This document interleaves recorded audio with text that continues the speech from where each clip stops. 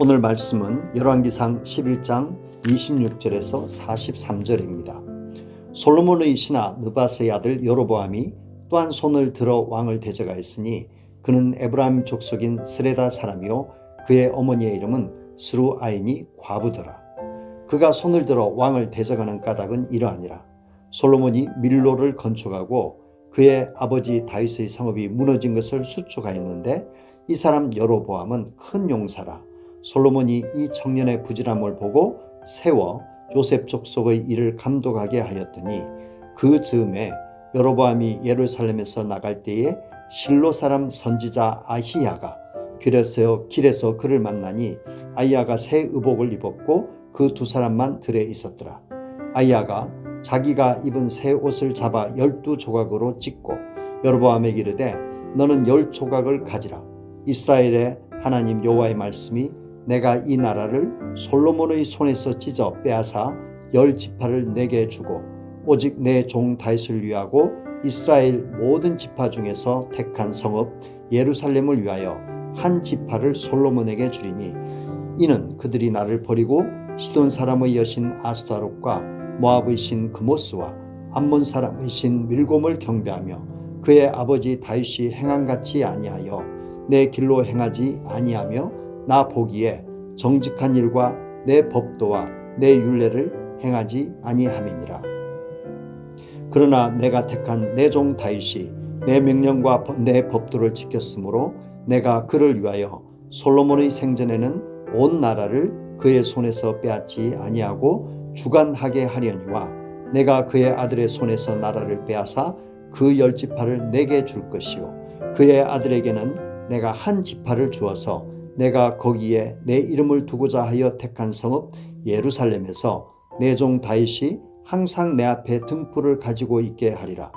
내가 너를 취하리니 너는 내 마음에 원하는 대로 다스려 이스라엘 위에 왕이 되되 내가 만일 내가 명령한 모든 일에 순종하고 내 길로 행하며 내 눈에 합당한 일을 하며 내 종 다윗이 행한같이 내 율례와 명령을 지키면 내가 너와 함께 있어 내가 다윗을 위하여 세운 것 같이 너를 위하여 견고한 집을 세우고 이스라엘을 내게 주리라. 내가 이로 말미암아 다윗의 자손을 괴롭게 할 것이나 영원히 하지는 아니하리라 하셨느니라 한지라.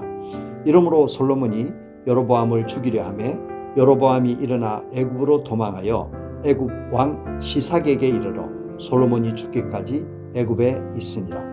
솔로몬의 남은 사적과 그의 행한 모든 일과 그의 지혜는 솔로몬의 실록에 기록되지 아니하였느냐. 솔로몬이 예루살렘에서 온 이스라엘을 다스린 날수가 40년이라. 솔로몬이 그의 조상들과 함께 참해 그의 아버지 다윗의 성읍에 장사되고 그의 아들 르호보암이 대신하여 왕이 되니라. 아멘.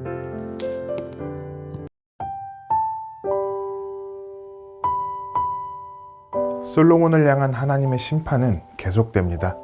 하나님께서는 이스라엘 나라가 분단될 것을 말씀하십니다. 그런데 오늘 본문에서 계속해서 등장하는 이름이 있습니다. 다윗입니다. 솔로몬의 죄로 인해 이스라엘 나라가 찢어지게 될 것이나 하나님께서는 다윗과 한 약속을 기억하시기에 한 지파는 남겨두겠다고 말씀하십니다. 또한 이들의 죄로 인해 다윗의 자손을 괴롭게 할 것이나 그것이 영원하지는 않는다고 말씀하십니다. 오늘 본문은 심판 중에도 은혜를 베푸시는 하나님에 대해서 우리에게 말해줍니다.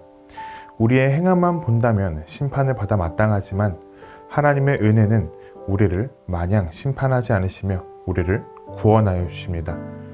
이 본문을 통해 우리에게 은혜를 베푸시는 하나님의 은혜를 우리가 다시 한번 묵상해 보기를 원합니다. 하나님께서는 솔로몬을 심판하시기 위해 하닷과 르손을 일으키신 후에 여로보암을 일으키셨습니다. 외부에 적이 있었다면 이제는 내부에서 적이 일어납니다.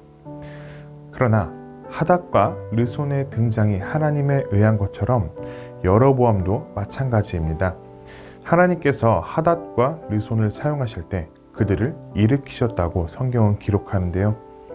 그러한 똑같은 문장은 없지만 하나님께서 솔로몬에게 하신 말씀을 본다면 여로보암의 등장 또한 하나님에 의한 것임을 우리가 알 수 있습니다. 하나님께서는 열왕기상 11장 11절에서 솔로몬에게 이 나라를 내게서 빼앗아 내 신하에게 주리라 라고 말씀하셨죠. 그리고 하나님의 말씀대로 솔로몬의 신하인 여로보암이 일어나 솔로몬을 대적하게 됩니다. 여로보암이 하나님에 의해서 솔로몬을 대적한다는 것으로 두 번째는 하나님께서 선지자를 통해서 말씀하셨다는 것을 통해 알 수 있습니다. 하나님은 아히야 선지자를 통해 그에게 이 나라 중 10지파를 주겠다고 말씀하십니다. 결국 그의 왕위는 하나님에 의한 것이라는 말이죠. 그리고 하나님께서는 선지자 아히야를 통해 여로보암에게 다윗과 같이 순종하면서 살면 그 왕위를 견고하게 해주겠다고 말씀하십니다. 이 말씀은 다윗의 왕위를 잇게 해주겠다는 하나님의 약속입니다. 그런데 이 약속에는 여로보암의 순종이라는 조건이 있습니다. 그러나 여로보암은 다윗의 길을 선택하지 않고 솔로몬의 길을 선택할 것을 우리는 너무나도 잘 압니다. 또한 솔로몬보다 더한 우상숭배의 길을 걷게 될 것이며 그는 이스라엘에 큰 죄악을 갖고 오게 될 것입니다. 결국 이스라엘의 존폐는 여로보암의 선택이 달린 것이 아니라 하나님의 은혜에 달리게 됩니다. 이스라엘의 운명은 어떻게 될까요? 자비로우신 하나님께서는 이렇게 말씀하십니다. 내가 이로 말미암아 다윗의 자손을 괴롭게 할 것이나 영원히 하지는 아니하리라. 그런데 우리말 번역본은 이 표현이 조금 약합니다.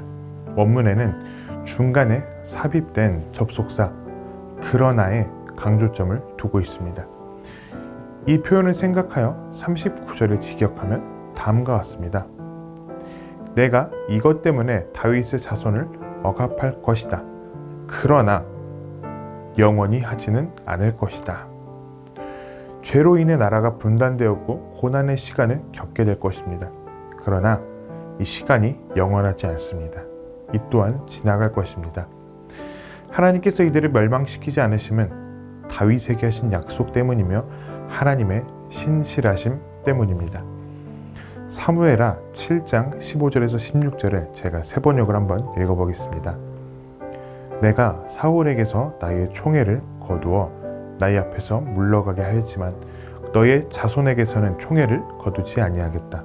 내 집과 내 나라가 내 앞에서 영원히 이어갈 것이며 네 왕위가 영원히 튼튼하게 서 있을 것이다.